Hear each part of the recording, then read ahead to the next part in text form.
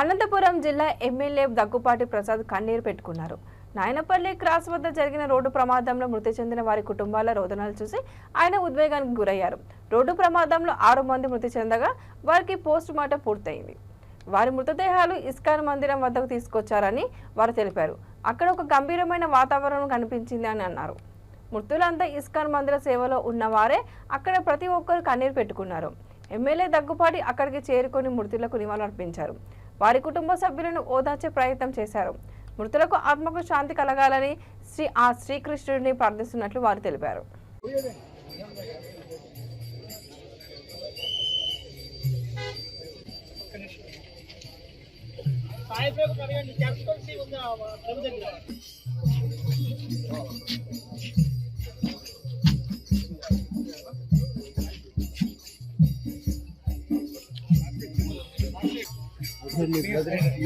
శిష్యుడు స్వామి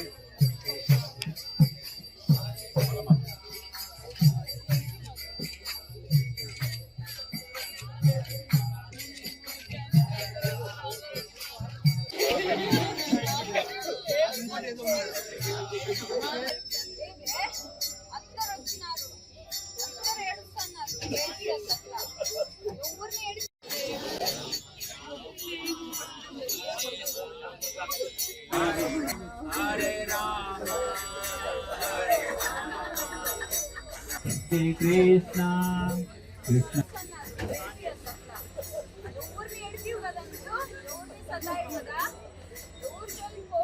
Hare Krishna, Hare Hare Rama, Hare Rama, Rama Rama, Hare.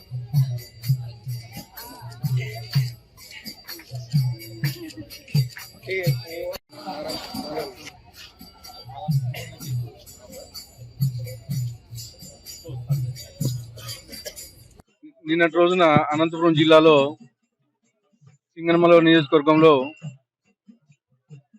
6 మంది ISKCON devotees చనిపోవడం జరిగింది.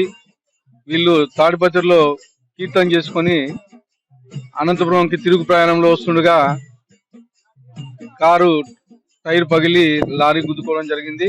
6 మంది అక్కడక్కడికి చనిపోవడం జరిగింది. వాళ్ళు 4 వచ్చేసి అనంతపురం నియోజకవర్గానికి సంబంధించిన వాళ్ళు.